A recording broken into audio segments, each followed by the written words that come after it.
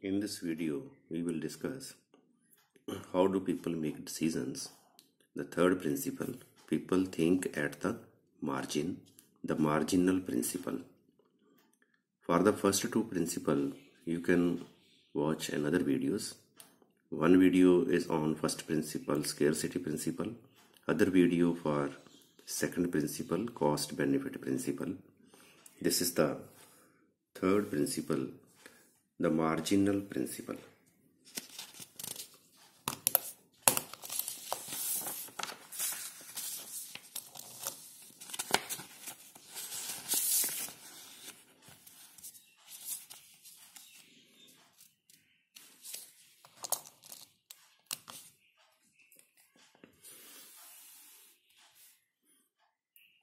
First is the introduction.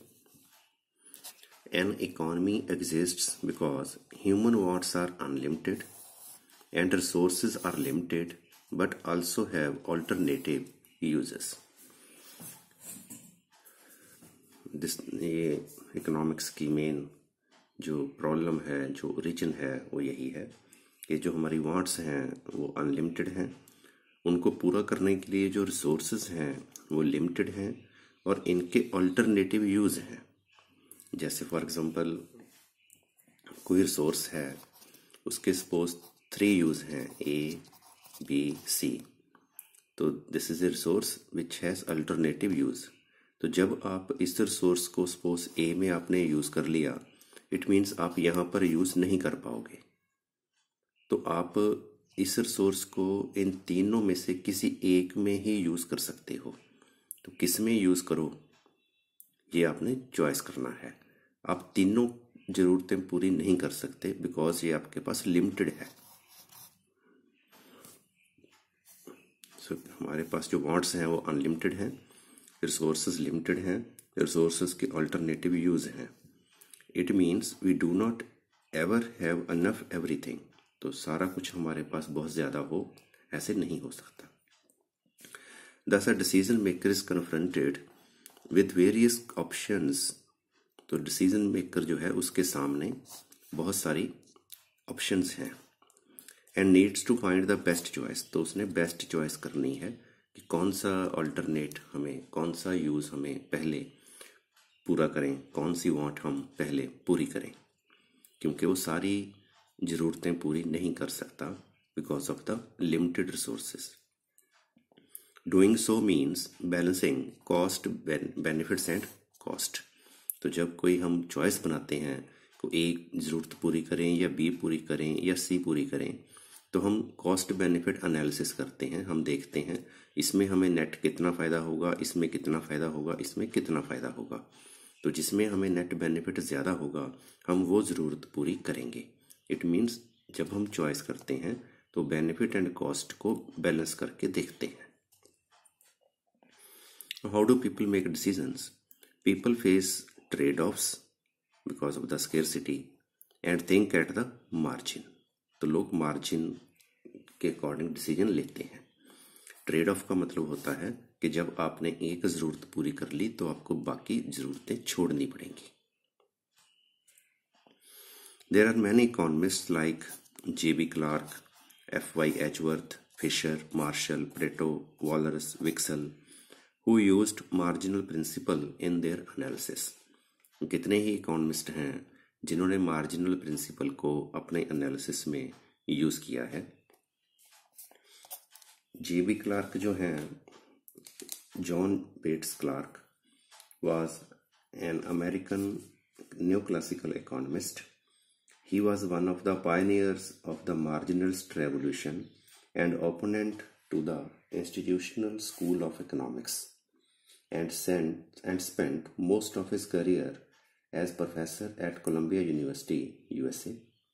Institutional School of Economics focuses on understanding the role of the evolutionary processes and the role of institutions in shaping economic behavior. Francis Isidro Edgeworth was an Anglo-Irish philosopher and political economist. He developed utility theory, introducing the indifference curve and The famous Edgeworth box. Stanley Fischer served as governor of the Bank of Israel from 2005 to 2013. He previously served as chief economist at the World Bank, USA. President Barack Obama nominated Fischer to be vice chairman of the US Federal Reserve Board of Governors. He holds a PhD degree from MIT, USA. Indian economist Ishar Judge Ahluwalia was his PhD student. Alfred Marshall's book Principles of Economics 1890 was the dominant economics textbook in England for many years. It brings the ideas of supply and demand, marginal utility, and costs of production into a coherent whole. He is known as one of the founders of New Classical Economics.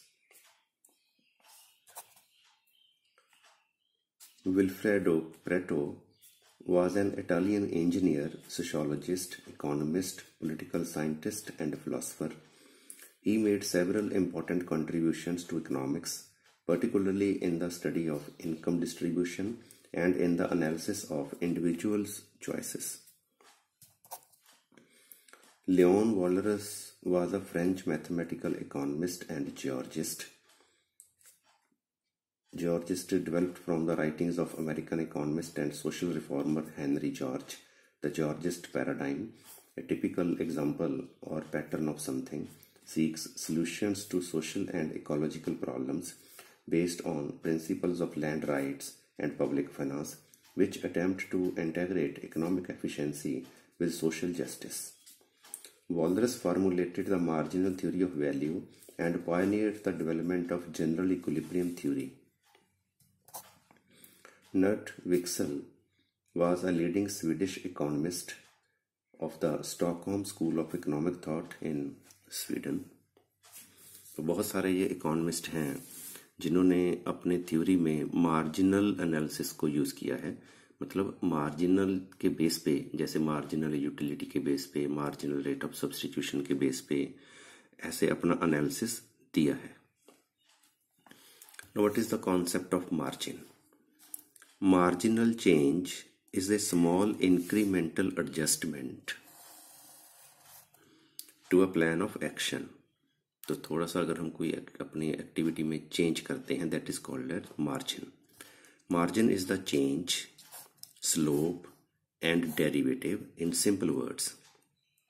तो इसको हम derivative भी कहते हैं, slope भी कहते हैं. For example, the marginal benefit. Marginal benefit is incremental increase in total benefit caused by one additional unit of good or services.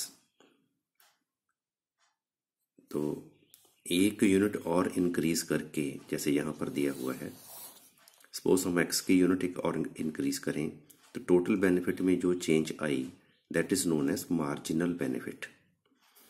As we increase the units of a good or service, the marginal benefit tends to decrease.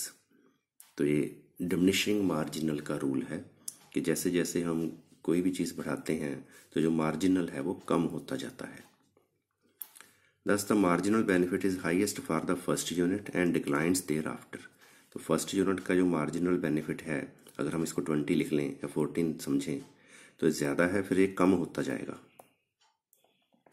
तो यहाँ पर ये marginal benefit दिया हुआ है. Suppose करो कोई company है, ये हमने जो एग्जांपल ली वो मैं बता रहा हूँ. सपोज कोई कंपनी है, उसने अपने प्रोडक्ट की टीवी पे एडवर्टाइजमेंट दिखानी है. तो टीवी चैनल वाले जो हैं वो कितने बारी वो एडवर्टाइजमेंट आएगी पर डे, सपोज उस हिसाब से वो पैसे लेते हैं कि एक बार आएगी, 2 बार आएगी, 3 बार आएगी, 4 बार आएगी, 5 बार आएगी उस प्रोडक्ट की ऐड. तो ये लाख रुपीस में जो बेनिफिट है उस कंपनी को होगा अपने प्रोडक्ट की एडवर्टाइजमेंट देने से. तो जब कंपनी अपने प्रोडक्ट की एडवर्टाइजमेंट देगी तो उसको सपोज ये टोटल बेनिफिट मिलेगा। एक बार अगर एडवर्टाइजमेंट आए तो 20 बेनिफिट होगा, 2 बार आए तो 34 होगा, 3 बार आए तो 42 होगा, 4 बार आए तो 46 होगा, 5 बार आए तो 48 होगा। तो जैसे ही कंपनी अपनी एडवर्टाइजमेंट को एक एक करके बढ़ा रही है स्पॉट्स को, तो टोटल बेनिफिट उसको डिमिनिशिंग रेट पे ये बढ़ रहा है। पहले 14 से, फिर 8 से, फिर 4 से, फिर 2 से। तो जितना ये चेंज आया टोटल बेनिफिट में, that is the marginal benefit. तो इसको हम ऐसे भी लिख सकते हैं, किसी भी यूनिट का नंबर ऑफ टीवी स्पॉट का, जैसे मान लो 4th का हम देखें कि 4th के टाइम दिस इज 4, एन जो है 4 है, तो 4th यूनिट का मार्जिनल बेनिफिट कितना है? 4th यूनिट में टोटल बेनिफिट कितना है? 46 माइनस 4 माइनस 1 3। 3rd यूनिट का टोटल बेनिफिट कितना है? 42। तो दिस इज 4। तो इसको हम ऐसे भी लिख सकते हैं, क्योंकि जो हमने मार्जिनल बनाया वो किसी भी टोटल का उससे पहली वैल्यू को माइनस करके बनाया। This is marginal benefit. Now marginal cost. The increase in the total cost of production for making one additional unit of an item is called marginal cost। तो ये भी marginal benefit की तरह ही है। जैसे ही हमने एक यूनिट और पैदा की तो टोटल कॉस्ट में जितनी change I, that is the marginal cost. तो इसको भी हम ऐसे लिख सकते हैं, किसी भी यूनिट की टोटल कॉस्ट माइनस उससे पहले यूनिट की टोटल कॉस्ट अगर हम करें, that is the marginal cost of that unit. तो यहाँ पर हमारे जब फर्म टीवी पर अपनी एडवर्टाइजमेंट दिखाएगी तो उसको कितनी कॉस्ट आएगी? एक बार दिखानी है तो 4 कॉस्ट आएगी, 2 बार दिखानी है तो 8 लाख कॉस्ट आएगी, 3 बार दिखानी है तो 12 लाख आएगी, 4 बार दिखानी है तो 16 लाख आएगी, 5 बार दिखानी है तो 20 लाख रुपीस आएगी।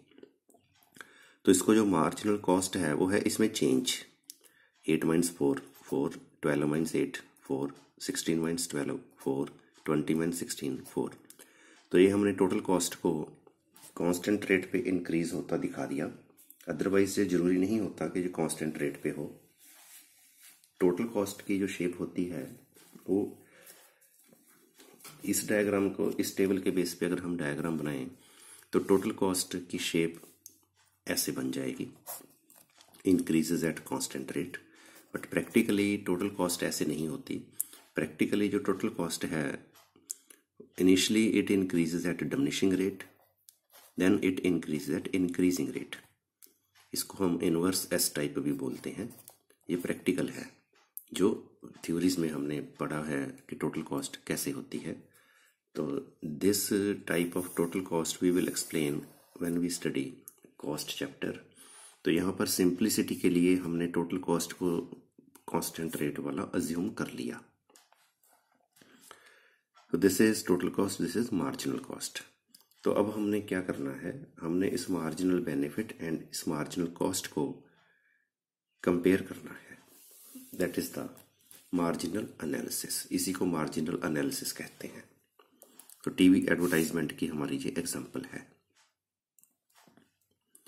It is explained with the help of following table and diagram. तो इसी बेनिफिट वाले टेबल को हमने यहाँ लिखा 14842, इसी कॉस्ट वाले टेबल को हमने यहाँ लिखा, दोनों को हमने इकट्ठे लिख लिया। This is the benefit. तो इसको मैं थोड़ा हाईलाइट कर देता हूँ।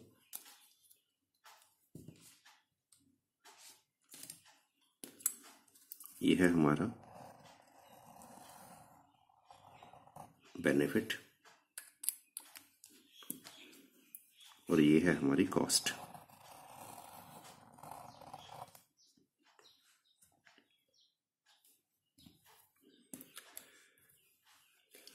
सो total benefit, marginal benefit, total cost, marginal cost. तो हमारा जो इक्विलिब्रियम है, firms total and marginal benefits and cost of increasing the number of TV spots per week, ये दिया हुआ है इस चैप्टर में, इस टेबल में। With each additional TV spot the firms total benefit increases at decreasing rate, therefore marginal benefit falls. जो total cost है it increases at constant rate, therefore marginal cost is same. तो अगर हम यहाँ पर देखें 4 टाइम अगर हमारी एडवर्टाइजमेंट आती है, here marginal benefit equals to marginal cost, इसलिए हम यहाँ पर कहेंगे कि हमारा जो नेट बेनिफिट है वो मैक्सिमम है। तो मार्जिनल बेनिफिट का क्या है फ़ायदा? अगर हमने जैसे कॉस्ट बेनिफिट एनालिसिस में देखा इससे पहले वीडियो में कि नेट बेनिफिट यहाँ पर मैक्सिमम है, हम वहाँ डिसीजन लेते हैं। तो इस केस में देखें तो नेट बेनिफिट यहाँ 2 जगह पर सेम है, तो कंपनी क्या करे, 3 को चूज़ करे या 4 को चूज़ करे। ये चीज़ हमें टोटल बेनिफिट को अगर हम टोटल कॉस्ट के साथ माइनस करके देखें, जैसे 20 माइनस 4 हमने किया 16 आ गया नेट बेनिफिट। ये नेट बेनिफिट जो है ये है total benefit minus total cost. 34 minus 8 26 आ गया, 42 माइनस 12 30 आ गया, 46 माइनस 16 30 आ गया, 48 माइनस 20 28 आ गया। तो अगर हम नेट बेनिफिट के बेस पे डिसीजन लेना चाहें, जैसे हमने कॉस्ट बेनिफिट प्रिंसिपल में किया, तो वहाँ पे हम डिसीजन नहीं ले पाएंगे। तो मार्जिनल हमारी ये हेल्प करेगा। मार्जिनल हमें बताएगा विच 30 इज़ ग्रेटर। तो यहाँ पर हम देखो, अगर हम सेम 30 बेनिफिट हमें, अब सोचो आपकी कंपनी हो, आपको 30 बेनिफिट मिल रहा हो, 3 बार एडवर्टाइजमेंट दिखा के 30 ही बेनिफिट मिल रहा हो 4 टाइम्स एडवर्टाइजमेंट दिखा के, तो आपकी जो कंपनी है, आप रैशनल प्रोड्यूसर अगर आप हो, रैशनल एंटरप्रेन्योर हो, तो आप चाहोगे कि आपके प्रोडक्ट की एडवर्टाइजमेंट 4 बार आए, क्योंकि ज़्यादा बार आए तो ज़्यादा बेटर है, इसलिए आप ज़्यादा को प्रेफर करोगे ना कि 3 बार को। बेनिफिट्स चाहे सेम है, तो आपको अगर एक बार एडिशनल आपके प्रोडक्ट की एड आ रही है, 3 की जगह 4 टाइम आ रही है, तो आपको इसमें क्या प्रॉब्लम है? आपको तो इसमें बेनिफिट ही है। तो एक तो यहाँ पर ये पॉइंट इम्पॉर्टेंट है 30-30 वाला। तो यहाँ पे हमें पता लगा कि जो कंक्लूजन है हमारा वो 4 ही होगा। दूसरा यहाँ इम्पॉर्टेंट पॉइंट क्या है कि टोटल बेनिफिट जो है वो डिमिनिशिंग रेट पे क्यों बढ़ता है? अगर हम इसी एडवर्टाइजमेंट वाली एग्जांपल को देखें,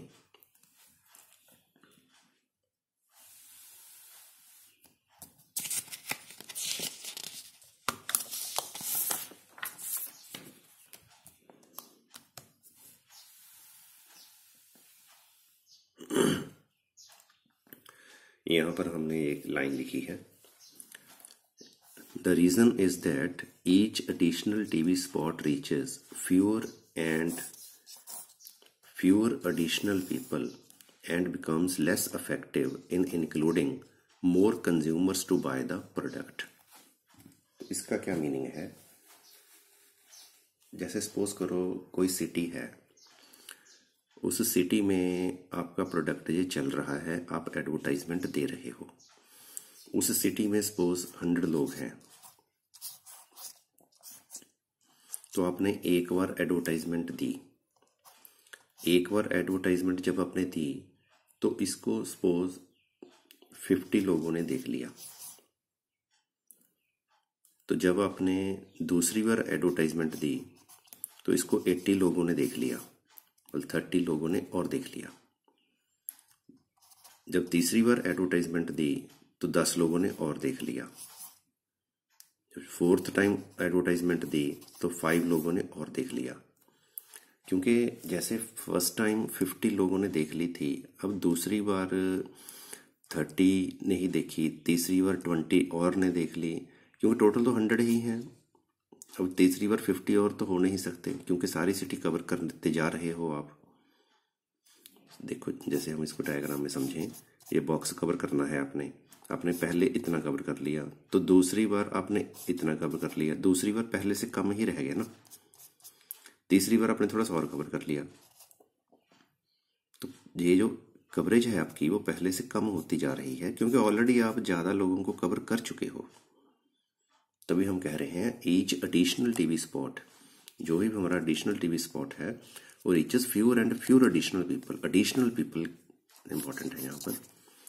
एडिशनल जो लोग हो रहे हैं वो कम होते जा रहे हैं। 20 और जुड़ गए, 10 और जुड़ गए, 5 और जुड़ गए, क्योंकि सारी सिटी कवर होती जा रही है, सारा ये बॉक्स कवर होता जा रहा है, इसलिए जो टोटल बेनिफिट है वो डिमिनिशिंग रेट पे बढ़ता है। तो यहाँ पे जैसे हमने टेबल में देखा M B equals to M C equals to 4, तो 4 पे ये हमारा इक्वल है मार्जिनल बेनिफिट और मार्जिनल कॉस्ट, इसलिए हम 4 नंबर ऑफ टीवी स्पॉट्स ही यूज़ करते हैं, क्योंकि यहाँ पर हमारा टोटल बेनिफिट जो नेट बेनिफिट जो है वो 30 वो मैक्सिमम है। तो यहाँ पर हमने वो भी एक्सप्लेन किया हुआ है कि ये 3 टीवी स्पॉट्स पे भी 30 आ गया, 4 टीवी स्पॉट्स से भी 30 आ गया, बट मार्जिनल हमारा एनालिसिस 4 पे ही बराबर है, M B equals to M C, इसलिए हम 4 नंबर ऑफ टीवी स्पॉट्स को ही यूज़ करेंगे। तो इसको सिंपल एक डायग्राम में दिखाया गया है, बहुत ही सिंपल डायग्राम है। मार्जिनल बेनिफिट क्योंकि कम होता जा रहा है इसलिए ये डाउनवर्ड स्लोपिंग कर्व है। मार्जिनल कॉस्ट फिक्स है, 4 ही है, तो यहाँ पर ये बराबर है marginal benefit and marginal cost, इसलिए हमने ये डिसीजन ले लिया 4 का। तो अगर हम यहाँ पर देखें, यहाँ पर हमें मार्जिनल बेनिफिट ज़्यादा है, मार्जिनल बेनिफिट है यहाँ से लेके यहाँ तक, मार्जिनल कॉस्ट है यहाँ से लेके यहाँ तक, तो बेनिफिट ज़्यादा है, इतना बेनिफिट ज़्यादा है, इसलिए हम ज़्यादा स्पॉट्स दिखाएंगे। यहाँ पर देखें तो बेनिफिट कम है, इतना हमें लॉस है, कॉस्ट ज़्यादा है, इसलिए हम बेनिफिट जो नंबर ऑफ स्पॉट्स हैं वो कम दिखाएंगे। तो यहाँ पे हमारा इक्विलिब्रियम होगा where M B equals to M C. बहुत ही सिंपल डायग्राम है ये। Now some clarifications on the use of the margin. तो जब हम मार्जिन को यूज करते हैं तो कुछ क्लैरिटी है कुछ पॉइंट्स के बारे में। तो मार्जिनल में हमने क्या देखा कि जो लोग हैं अपना नेट बेनिफिट माइनस करेंगे with the help of the marginal rule, that is marginal benefit equals to marginal cost के बेस पे।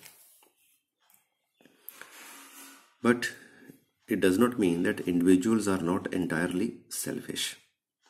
अब इंडिविजुअल जो हैं वो एंटायरली सेल्फिश होंगे ये जरूरी नहीं है। The maximization of net benefits by marginal analysis does not imply that individuals are entirely selfish and does not preclude a certain degree of altruistic behavior. Altruistic behavior होता है it involves an acting out of concern for the well-being of other people. तो यहाँ पर क्या है कि जैसे हमने देखा कि जो टीवी स्पॉट वाली कंपनी है जिसने अपना प्रोडक्ट टीवी पे दिखाना है उसने अपना बेनिफिट मैक्सिमम किया, इसलिए क्या होगा हर एक सिटीजन अपना बेनिफिट मैक्सिमम करेगा। तो क्या सोसाइटी का वेलफेयर कोई मैक्सिमम नहीं करेगा? क्या लोग सेल्फिश हैं? क्या अपना बेनिफिट मैक्सिमम कर रहे हैं? क्या ये सेल्फिशनेस है? तो ये हम कह रहे हैं इस पॉइंट में कि मार्जिनल का मतलब ये नहीं कि लोग सेल्फिश हैं। ए मोर सेल्फिश पर्सन, जो मोर सेल्फिश पर्सन होगा that will maximize satisfaction in terms of material goods and services।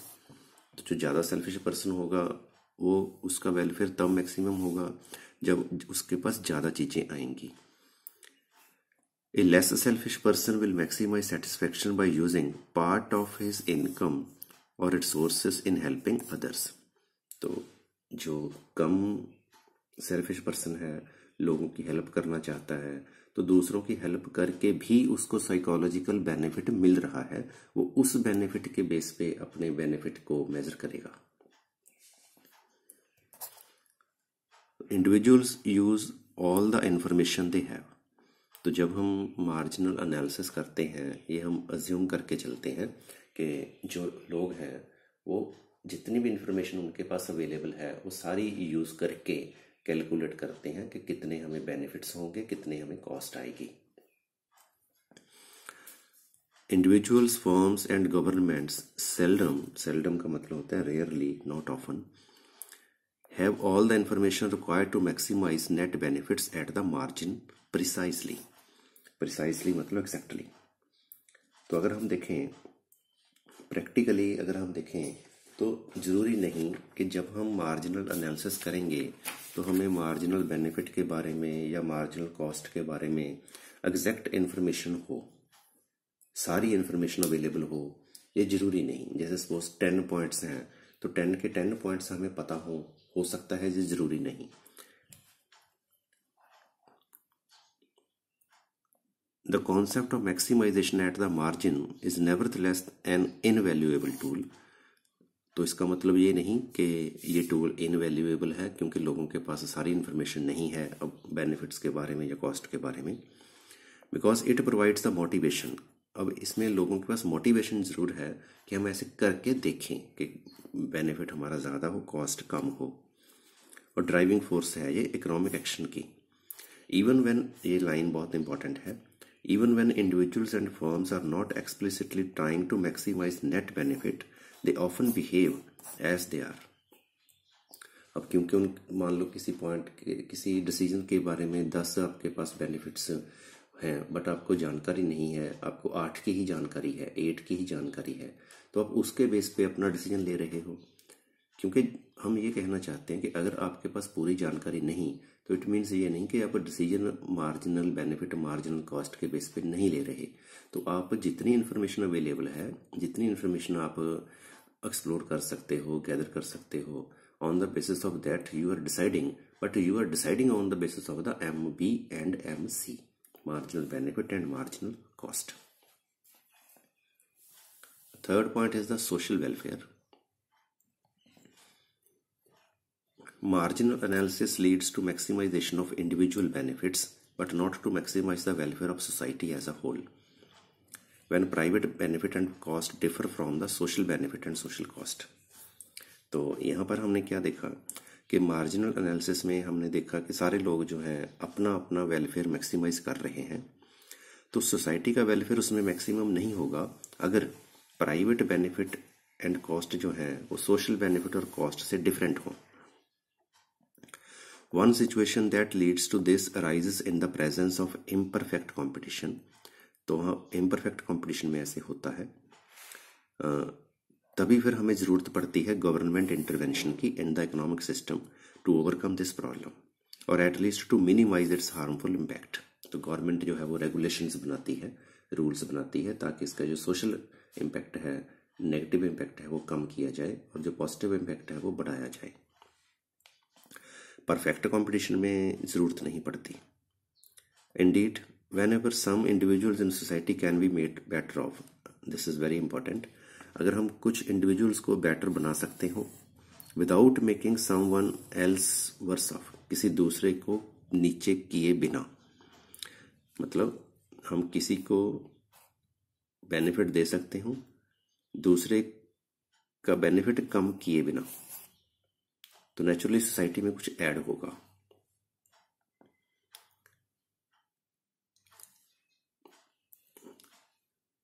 There is a case of government intervention at the margin to improve society's welfare. तो सोसाइटी का welfare जो है वो improve होगा। When production and consumption can no longer be reorganised. अब देखो जैसे ये कुछ लोग हैं ABCDE, ये सोसाइटी में लोग हैं सपोज। अब इनमें से हम कुछ जो भी इनके पास चीज़ें हैं डिस्ट्रीब्यूशन हुई है ऑलरेडी, तो अगर हम इसको थोड़ा चेंज कर दें, इसमें से कुछ इसको लिख के दे दें, यहाँ से कुछ यहाँ इसको दे दें, इसको दे दें, इसको कहते हैं रीऑर्गेनाइजेशन और रीडिस्ट्रीब्यूशन ऑफ द इनकम।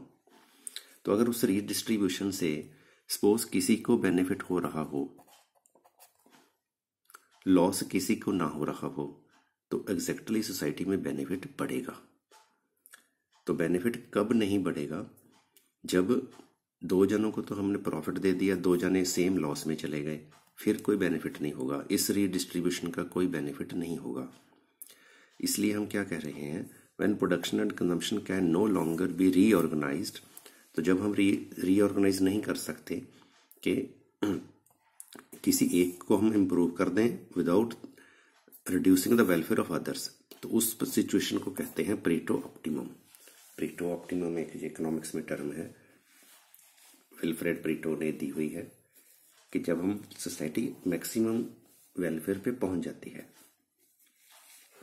तो मैक्सिमम वेलफेयर पे पहुंचने पे क्या होता है कि किसी एक को या कुछ लोगों को हम बेटर बनाने के लिए दूसरे लोगों को हमें वर्स बनाना पड़ेगा। तो इट मीन्स हम मैक्सिमम डिस्ट्रीब्यूशन अच्छी कर चुके हैं। अच्छी डिस्ट्रीब्यूशन कब नहीं होगी? जब हम कुछ लोगों को बेटर बना सकते हो दूसरे लोगों को वर्स किए बिना। तो ओवरऑल सोसाइटी का उसमें बेनिफिट इंक्रीज होगा। These are some clarification points. Then conclusion. Despite these clarifications and qualifications, we can clearly see that the concept of margin and marginal analysis provides a central unifying theme in all of microeconomy. तो सारी micro economics में जो marginal rule है वो apply किया जाता है, जिसको हम आगे आने वाले चैप्टर्स में, आने वाले वीडियोस में एक्सप्लेन भी करेंगे। So this was all about the marginal rule. और ये कुछ बुक्स हैं जिनमें से ये चैप्टर बनाया है। ब्रैनहम एंड विंस्टन की बुक है माइक्रो इकोनॉमिक्स, टाटा मैकग्रा-हिल पब्लिकेशन है। मैनक्यू की बुक है इकोनॉमिक्स प्रिंसिपल्स ऑफ एप्लीकेशंस।